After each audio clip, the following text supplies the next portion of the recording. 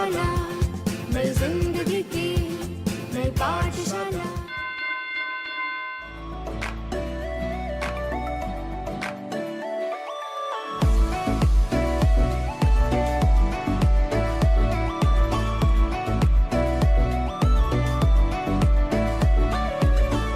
Welcome students, आज हम लोग क्लास 10 का केमिस्ट्री में चैप्टर 4 जो कि कार्बन एवं उसके यौगिक को पढ़ेंगे।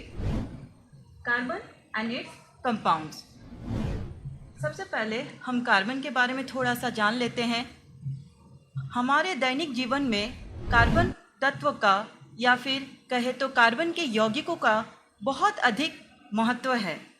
सुबह से शाम तक हम जिन वस्तुओं का सेवन करते हैं वे सभी कार्बन के यौगिकों से बने होते हैं, जैसे भोजन जिसमें कार्बोहाइड्रेट, वसा, प्रोटीन इत्यादि पाए जाते हैं, जैसे कृत्रिम वस्त्र सिंथेटिक क्लॉथ्स जो नायलॉन, टेरिलिन, डेक्रॉन इस तरह के जो वस्त्र होते हैं वो सभी कार्बन के यौगिक से बने होते हैं।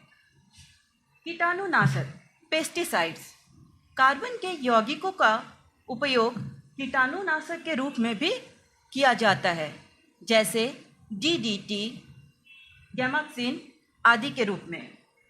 औषधि जब हम बीमार पड़ते हैं तब हम कार्बन के यौगिकों से बने औषधियों का उपयोग करते हैं, जैसे एस्पिरिन, सल्फर ड्रग्स, पेनिसिलिन इत्यादि। युद्ध काल में भी कार्बन के यौगिकों से निर्माण यौगिकों का भी उपयोग किया जाता है, जैसे डेनामाइट, ट्राइनाइट्रोबेंजीन आदि का उपयोग युद्ध के समय किया जाता है। इसके अतिरिक्त सभी सजीव संरचनाएं कार्बन पर आधारित होती है। अब हम कार्बन के अपरूप को समझेंगे। Allotropes of carbon. मुक्त अवस्था में कार्बन हीरा, ग्रेफाइट, कोयला एवं फुलेरिन के रूप में पाए जाते हैं, जिसे एलोट्रोप्स ऑफ कार्बन कहते हैं। संयोजित अवस्था में कार्बन कार्बोनेट खनिजों के रूप में पाए जाते हैं। प्रकृति में कार्बन के कार्बोनेट खनिजों के रूप में केवल 0.02% ही उपस्थित है तथा वायुमंडल में कार्बन डाइऑक्साइड के रूप में कार्बन 0.03% उपस्थित है। इतनी कम मात्रा में कार्बन उपस्थित होने के बावजूद भी इसकी अधिक महत्व है। अब हम कार्बन यौगिकों में बंधन को समझेंगे। कार्बन यौगिकों में बंधन को समझने से पहले हम कार्बन तत्व के संयोजकता यानी वैलेंसी को समझेंगे। जैसा कि हम जानते हैं कार्बन परमाणु का परमाणु संख्या 6 होता है, अतः इसका इलेक्ट्रॉनिक विन्यास 2 और 4 है। जैसे कि हमने यहाँ पे दर्शाया है, एक कार्बन के परमाणु को दर्शाया है। उसका सबसे पहला जो कक्ष है उसमें 2 इलेक्ट्रॉन है, दूसरे कक्ष में 4 इलेक्ट्रॉन है। हम जानते हैं कि किसी तत्व के परमाणु के अगर पहला कक्ष उसका अंतिम कक्ष होता है तो वह स्थायी होने के लिए डुप्लेट रूल को अपनाता है, अर्थात वह अपने सबसे अंतिम यानी जो कि उसका पहला कक्ष है उसमें 2 इलेक्ट्रॉन प्राप्त करके स्थायी होने की कोशिश करता है। जैसे कि हमने यहाँ पे हाइड्रोजन के उदाहरण को दर्शाया है। हाइड्रोजन का परमाणु संख्या 1 होता है और इसका इलेक्ट्रॉनिक विन्यास बहुत ही आसान है। एक ही इलेक्ट्रॉन होते हैं, वो भी पहले ही कक्ष में। जैसे कि हमने कहा कि ये स्थायी होने के लिए पहला कक्ष में अधिकतम 2 इलेक्ट्रॉन हो सकते हैं। अगर ये एक इलेक्ट्रॉन ऑलरेडी है, अगर और एक इलेक्ट्रॉन ये प्राप्त करता है तो यह अपने निकटतम उत्कृष्ट गैस के विन्यास को प्राप्त करता है जो कि हीलियम है। हम जानते हैं कि हीलियम एक उत्कृष्ट गैस है। आप लोग पीरियोडिक टेबल में जो ग्रुप 18 होता है उसमें जितने तत्व होते हैं वो सारे आपके उत्कृष्ट गैस या फिर अनअभिक्रियाशील तत्व कहलाते हैं, क्योंकि उसके सबसे बाहरी कक्ष जो होती है उसमें इलेक्ट्रॉनों से वो पूरा रहता है, जिस कारण से वो क्रिया नहीं करते हैं। इसीलिए हम इसे अनअभिक्रियाशील तत्व या उत्कृष्ट गैस भी कहते हैं। अगर हाइड्रोजन के परमाणु अपने बाहरी कक्ष में एक इलेक्ट्रॉन है, अगर वो एक इलेक्ट्रॉन प्राप्त करता है तो वह हीलियम उत्कृष्ट गैस के विन्यास को प्राप्त करेगा। जैसे कि पहला ही कक्ष में 2 इलेक्ट्रॉन है, इसे डुप्लेट रूल कहते हैं। इसके अतिरिक्त अन्य सभी तत्व के परमाणु स्थायी होने के लिए अपने निकटतम उत्कृष्ट गैस विन्यास को प्राप्त करते हैं, अर्थात अपने बाहरी कक्ष में अधिकतम 8 इलेक्ट्रॉन को प्राप्त करके वो स्थायी बनते हैं। जैसे कि हमने यहाँ पे एक उदाहरण लिया है फ्लोरीन तत्व का, जिसका परमाणु संख्या 9 है, उसका इलेक्ट्रॉनिक विन्यास 2 और 7 है। पहला कक्ष में 2 इलेक्ट्रॉन, दूसरा कक्ष में 7 इलेक्ट्रॉन। अतः ये स्थायी होने के लिए 1 इलेक्ट्रॉन का प्राप्ति करके अपने निकटतम उत्कृष्ट गैस के विन्यास को प्राप्त करेंगे। जैसे अगर ये 1 इलेक्ट्रॉन प्राप्त करके 8 होता है तो ये नियॉन, जिसका परमाणु संख्या 10 होता है, उसका इलेक्ट्रॉनिक विन्यास 2 और 8 है। अतः फ्लोरीन जो है वो अपने निकटतम उत्कृष्ट गैस नियॉन के इलेक्ट्रॉनिक विन्यास को प्राप्त करके स्थायी बनते हैं। कार्बन के परमाणु अपने बाहरी कक्ष में 4 इलेक्ट्रॉन रखते हैं, क्योंकि कार्बन का परमाणु संख्या 6 होता है, उसका इलेक्ट्रॉनिक विन्यास 2 और 4 है। अतः कार्बन के परमाणु अपने उत्कृष्ट गैस के विन्यास को प्राप्त करने के लिए इसे 4 इलेक्ट्रॉन प्राप्त करने अथवा 4 इलेक्ट्रॉन खोने की आवश्यकता होती है। यदि कार्बन के परमाणु 4 इलेक्ट्रॉन को प्राप्त करते हैं तो यह C4- ऋणायन बनाते हैं, लेकिन 6 प्रोटॉन वाले नाभिक के लिए 10 इलेक्ट्रॉन अर्थात 4 अतिरिक्त इलेक्ट्रॉनों को धारण करना मुश्किल हो जाता है। दूसरा, अगर कार्बन के परमाणु 4 इलेक्ट्रॉन को खोते हैं, अगर कार्बन के परमाणु 4 इलेक्ट्रॉनों को खोते हैं जो कि सबसे बाहरी कक्ष अर्थात द्वितीय कक्ष में उपस्थित है, तो वह C4+ धनायन बनाते हैं। अतः 6 प्रोटॉन वाले नाभिक के लिए केवल 2 इलेक्ट्रॉनों को धारण करने के लिए कार्बन धनायन बनाने के लिए अत्यधिक ऊर्जा की आवश्यकता होती है।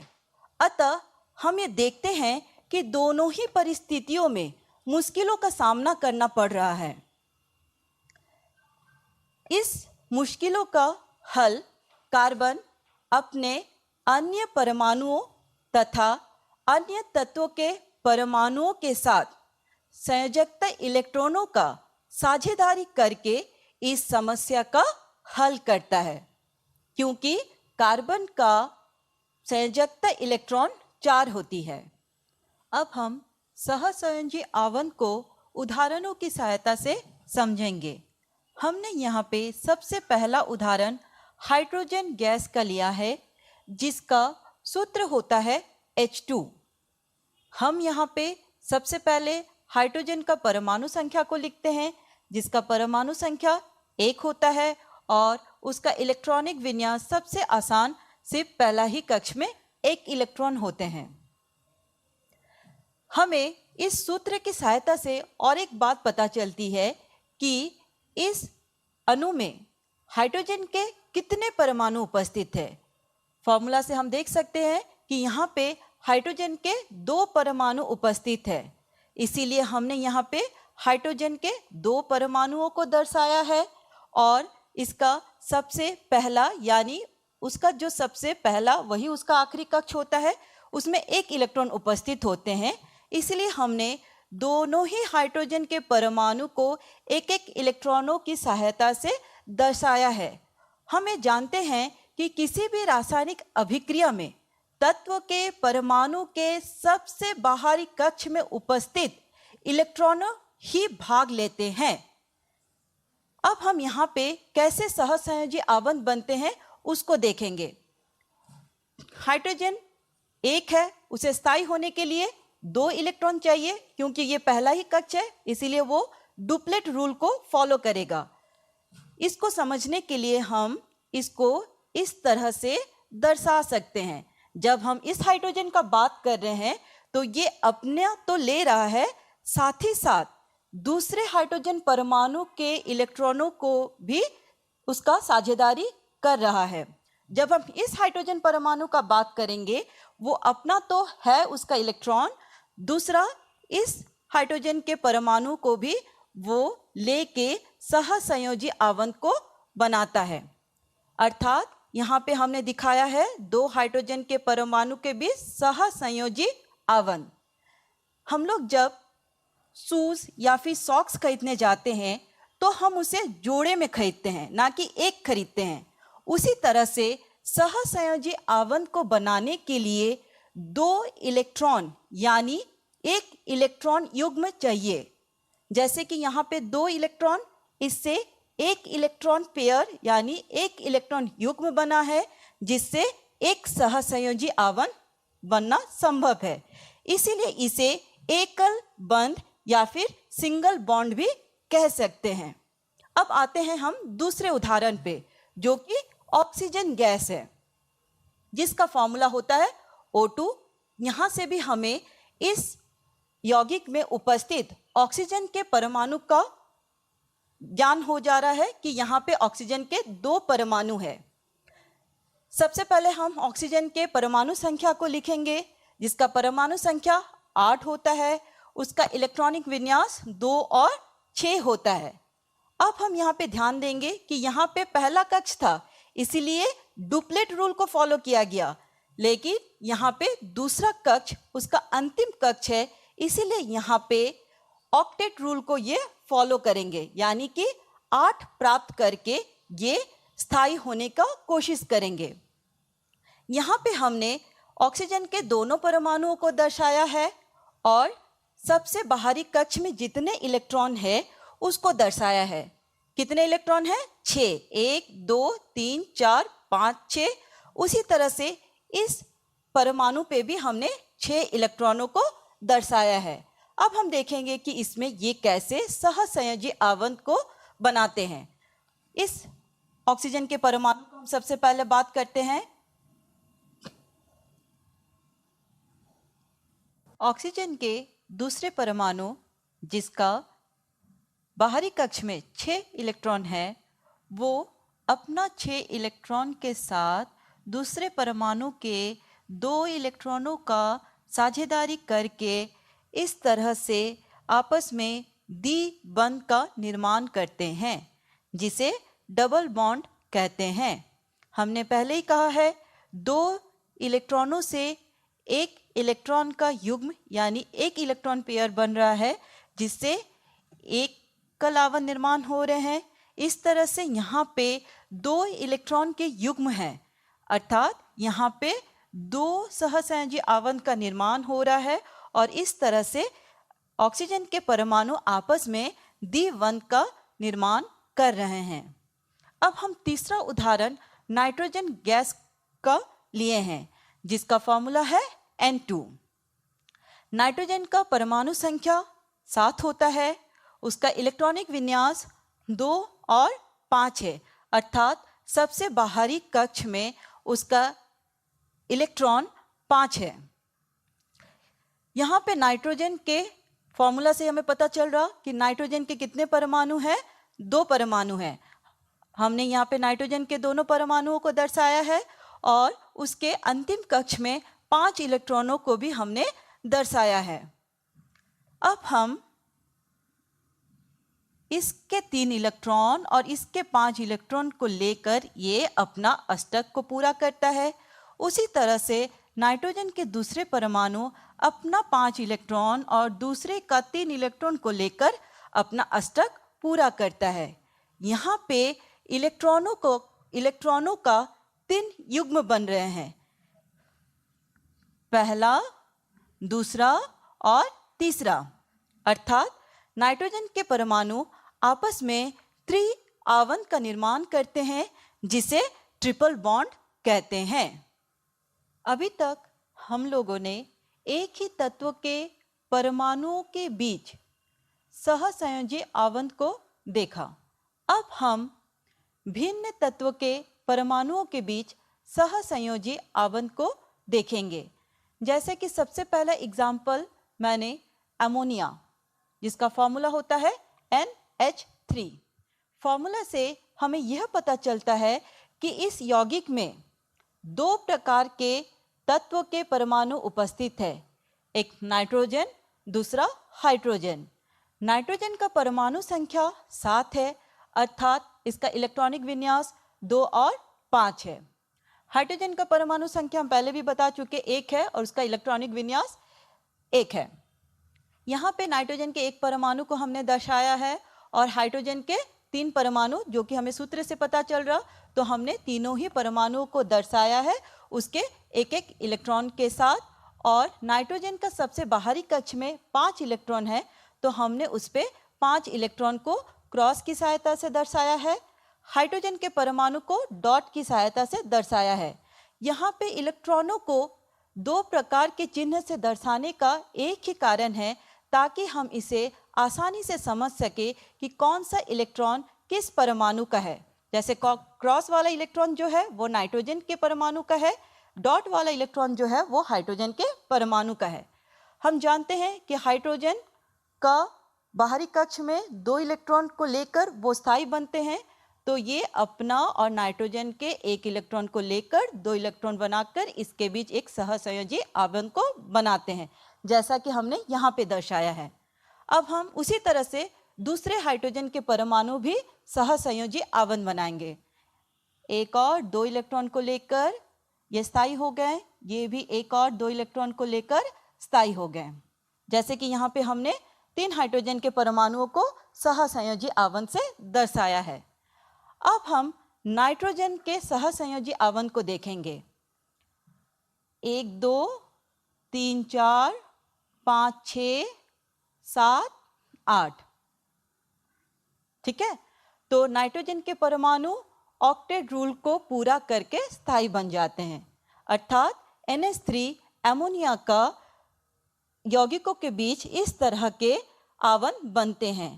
तीनों ही हाइड्रोजन के साथ एकल आवरण का निर्माण करते हैं। अब हम आते हैं मेथेन, जिसका फॉर्मूला है CH4। यह कार्बनिक यौगिक का एक सरल उदाहरण है, जो कि बायोगैस एवं CNG, कंप्रेस्ड नेचुरल गैस या फिर संपीड़ित प्राकृतिक गैस का मुख्य घटक है। इसके सूत्र से भी हमें पता चल रहा है कि यहाँ पे 2 तत्व के परमाणु उपस्थित है, कार्बन के और हाइड्रोजन के। कार्बन के कितने परमाणु उपस्थित है वो इसके बेस की संख्या से हमें पता चल रहा। जैसे कि यहाँ पे बेस में कुछ नहीं लिखा है, इसका मतलब यहाँ पे क्या है, 1 है। हाइड्रोजन का बेस में कितना लिखा है, 4। इसका मतलब इस यौगिक में हाइड्रोजन के 4 परमाणु उपस्थित है। अब हम इसके परमाणु संख्या से संयोजकता को देखेंगे। कार्बन का परमाणु संख्या 6 है, अर्थात इसका संयोजकता 2 और 4, हाइड्रोजन का 1 है, 1 इलेक्ट्रॉन इसका संयोजकता है। यहाँ पे कार्बन के परमाणुओं को दर्शाया गया है उसके 4 इलेक्ट्रॉनों के साथ, और 4 हाइड्रोजन के परमाणुओं को दर्शाया गया है उसके 1 इलेक्ट्रॉनों के साथ।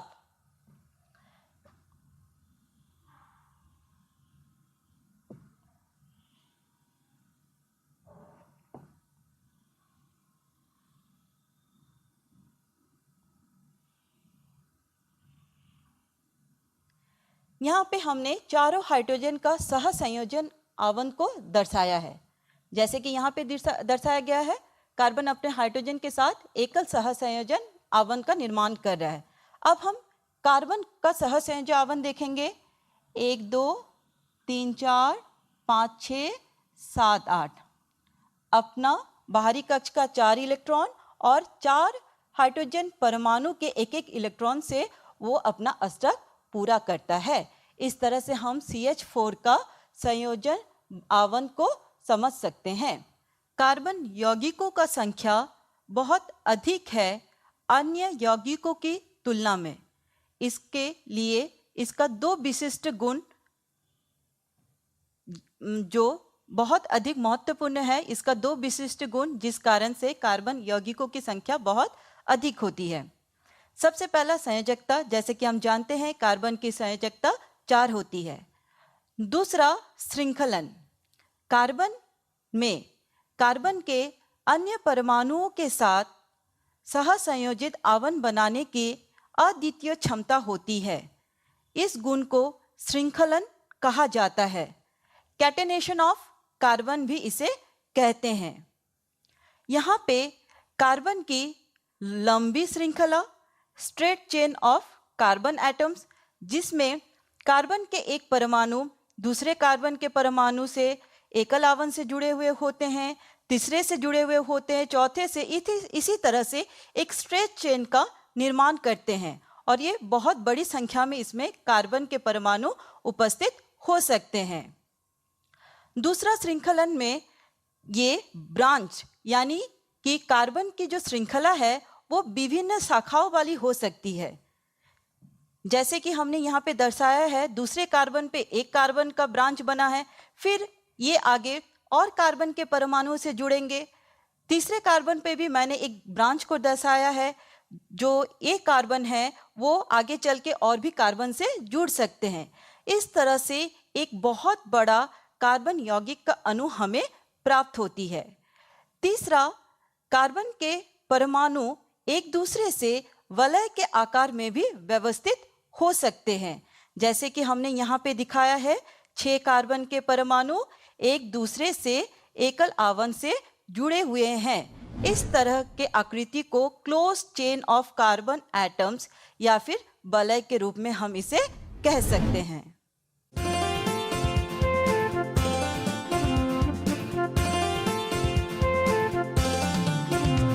नई जिंदगी की नई पाठशाला, नई जिंदगी की नई पाठशाला। जीने का तरीका सबका अब है बदलने वाला, जीने का तरीका सबका अब है बदलने वाला। नई जिंदगी की नई पाठशाला, नई जिंदगी की नई पाठशाला।